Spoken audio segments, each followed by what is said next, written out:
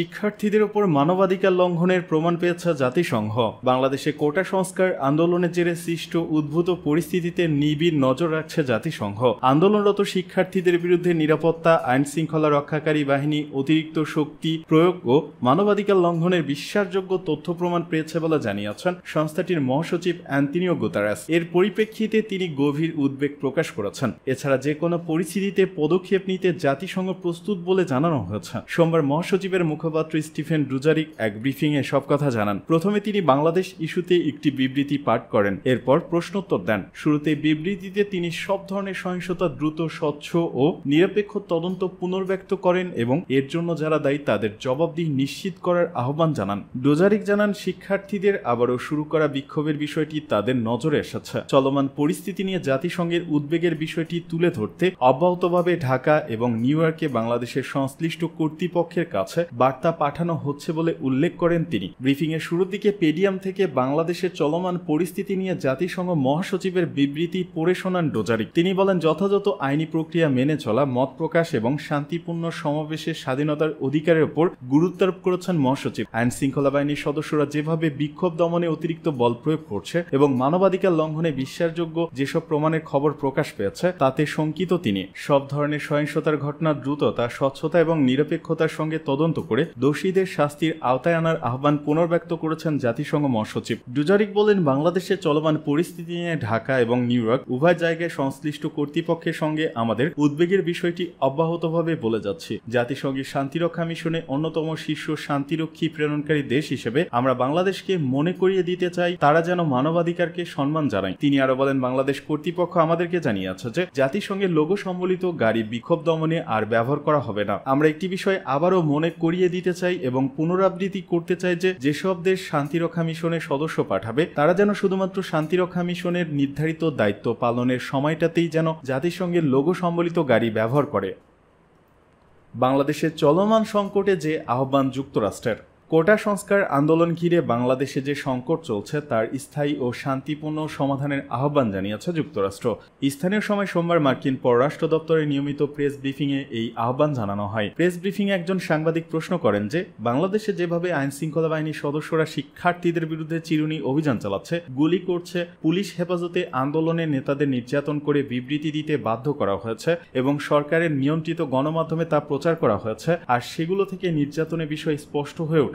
এই প্রেক্ষিতে আইন শৃঙ্খলা বাহিনীর ভূমিকাকে কিভাবে মূল্যায়ন করবেন? এই প্রশ্নের জবাবে মার্কিন পররাষ্ট্র দপ্তরের উপপ্রধান মুখপাত্র বেদান প্যাটেল বলেন, জনসম্মুখে এবং ব্যক্তিগত উভয় ক্ষেত্রেই বাংলাদেশের চলমান সংকটের স্থায়ী ও শান্তিপূর্ণ সমাধানে আমাদের আহ্বান অব্যাহত রয়েছে। শান্তিপূর্ণ সমাবেশের স্বাধীনতার পক্ষে যুক্তরাষ্ট্র তার দৃঢ় সমর্থন পুনর্ব্যক্ত করছে। তিনি আরো বলেন, বাংলাদেশে আংশিকভাবে ইন্টারনেট সংযোগ চালু হয়েছে বলে আমরা জানতে পেরেছি, তবে আমরা আহ্বান জানাবো বাংলাদেশকে যেন পুরোপুরি এবং বাধা বিঘ্নহীন ইন্টারনেট ও সামাজিক যোগাযোগ মাধ্যম ব্যবহারের সুযোগ দেওয়া হয়। এর ফলে যুক্তরাষ্ট্রের নাগরিক সহ বাংলাদেশের নাগরিকরা গুরুত্বপূর্ণ তথ্য জানার সুযোগ পাবে।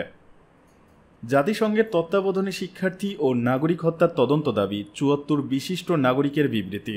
ছাত্র আন্দোলন চলাকালে পুলিশ, বিভিন্ন বাহিনী এবং সরকারের মদতপুষ্ট বেসরকারি অস্ত্রধারীদের হাতে শিক্ষার্থীসহ নাগরিক নিহত ও নির্যাতিত হওয়ার ঘটনার তদন্ত চেয়ে বিবৃতি দিয়েছেন দেশের ৭৪ জন বিশিষ্ট নাগরিক। বিবৃতিতে তারা বলেছেন, স্বচ্ছ, সুষ্ঠু, নিরপেক্ষ ও স্বাধীনভাবে এই তদন্ত করার স্বার্থে এটি জাতিসংঘের উচ্চ পর্যায়ের বিশেষজ্ঞ দলের তত্ত্বাবধানে হওয়া জরুরি। আমরা তাই জাতিসংঘকে এ লক্ষ্যে প্রয়োজনীয় উদ্যোগ গ্রহণ করার আহ্বান জানাচ্ছি। প্রকৃত দোষী যেই হোক, যত উচ্চ পদধারী কিংবা যে কোনো দলমতের হোক, তাদের আইন অনুযায়ী শাস্তি নিশ্চিত করতে হবে। বিবৃতিতে বলা হয়েছে, গভীরতম বেদনা ও ক্ষোভের সঙ্গে আমরা লক্ষ্য করছি যে কোটা সংস্কার দাবিতে শান্তিপূর্ণ আন্দোলনরত শিক্ষার্থীদের ওপর গত ১৬ জুলাই থেকে পুলিশ ও রাষ্ট্রের বিভিন্ন বাহিনী এবং তাদের পাশাপাশি সরকারি একাধিক দায়িত্বশীল মন্ত্রীর প্রচারণায় তাদের আশীর্বাদপুষ্ট ছাত্র সংগঠনের সহকর্মীরা নজিরবিহীন দমন পীড়নের তাণ্ডব চালিয়েছে। শুরু থেকে সম্পূর্ণ শান্তিপূর্ণ ও অরাজনৈতিক ছাত্র আন্দোলনকে সরকার দল যেমন রাজনৈতিক প্রতিপক্ষের ষড়যন্ত্র হিসেবে আখ্যায়িত দীর্ঘায়িত করতে চাচ্ছে, তাদের বিরোধী পক্ষ তেমনি ছাত্র আন্দোলনের প্রতি সহিংসতার নামে একে নিজেদের রাজনৈতিক সুবিধা অর্জনের জন্য ব্যবহার করতে চেয়েছে বলে অভিযোগ রয়েছে। আমরা ছাত্র জনতা হত্যা ও জনগণের সম্পত্তি বিনষ্টের নাশকতার পেছনে যে কোনো ধরনের অপরাজনীতি নিন্দা করছি। সরকারের বল প্রয়োগে কমপক্ষে 2 শতাধিক মানুষ প্রাণ হারিয়েছে, হাজার হাজার মানুষ গুরুতরভাবে আহত হয়েছেন। এদের সংখ্যাগরিষ্ঠ অংশ সরকারি বেসরকারি বিশ্ববিদ্যালয়, বিভিন্ন কলেজ ও স্কুল পড়ুয়া ছাত্রছাত্রী এবং খেটে খাওয়া সাধারণ মানুষ। এছাড়া বিভিন্ন সহিংস ঘটনায় হতাহতের মধ্যে কয়েকজন আইন শৃঙ্খলা বাহিনীর সদস্য রয়েছেন। হতাহতের তালিকায় সংবাদ কর্মীরাও আছেন। আমরা বিশেষভাবে উদ্বিগ্ন এ কারণে যে আমাদের আশঙ্কা সরকারি বাহিনী ও সরকারি দলের সংগঠনগুলোর আক্রমণে হতাহতের প্রকৃত সংখ্যা আরও অনেক ব্যাপক, অনেক ভয়াবহ, যা ইন্টারনেট ও গণমাধ্যমের উপর সরকারের একচ্ছত্র নিয়ন্ত্রণের কারণে আমরা জানতে পারছি। এত অল্প সময়ে কোনো একটি শান্তিপূর্ণ আন্দোলনে এমন বিপুল সংখ্যক হতাহতের নজির গত 100 বছরের ইতিহাসে আমাদের দেশে তো বটেই, এই উপমহাদেশেও মিলবে না। এমন হত্যাকাণ্ডের নিন্দা বা ধিক্কার ও প্রতিবাদের উপযুক্ত ভাষা আমাদের জানা নেই। এই বিপুল প্রাণহানির দায় প্রধানত সরকারের। সাংবিধানিক শপথ এবং আইন উপেক্ষা করে একাধিক মন্ত্রী যেভাবে চরম দায়িত্বহীন ভাষায় শান্তিপূর্ণ আন্দোলনকারীদের উপর তাদের সমর্থক ছাত্রদের ঝাঁপিয়ে পড়ার আহ্বান জানান, তাতে সারা দেশ ও বিদেশে বাংলাদেশের জনগণ ও দেশের শুভাকাঙ্ক্ষীরা স্তম্ভিত, গভীরভাবে ক্ষুব্ধ ও মর্মাহত হয়েছেন। আমরা গভীর মর্মবেদনার সঙ্গে এও লক্ষ্য করছি যে দেশের বেসামরিক নাগরিকদের শান্তিপূর্ণ প্রতিবাদ দমনের জন্য জাতিসংঘের লোগো সম্বলিত সহযোগযান রাস্তায় নামানো হয়েছিল। সেনাবাহিনী ও সীমান্ত রক্ষাকারী বাহিনীকে নিয়োজিত করা হয়েছিল। কারফিউ জারি করে দেখামাত্র গুলির নির্দেশনা দেওয়া হয়েছিল এবং হেলিকপ্টার থেকে সাউন্ড গ্রেনেড ও অভিযোগ মতে গুলি ব্যবহার করা হয়েছিল, যা বাংলাদেশের ইতিহাসে নজিরবিহীন। এই আন্দোলন চলাকালে নাশকতামূলক তৎপরতার কারণে বেশ কিছু রাষ্ট্রীয় প্রতিষ্ঠান, স্থাপনা ও সম্পদ ক্ষতিগ্রস্ত হয়েছে, যা কোনোভাবেই সমর্থনযোগ্য নয়। সুষ্ঠু নিরপেক্ষ তদন্তের মাধ্যমে এইসব নাশকতার জন্য যারা দায়ী তাদের চিহ্নিত করে আইন অনুযায়ী তাদের শাস্তির দাবি আমরা জানাচ্ছি।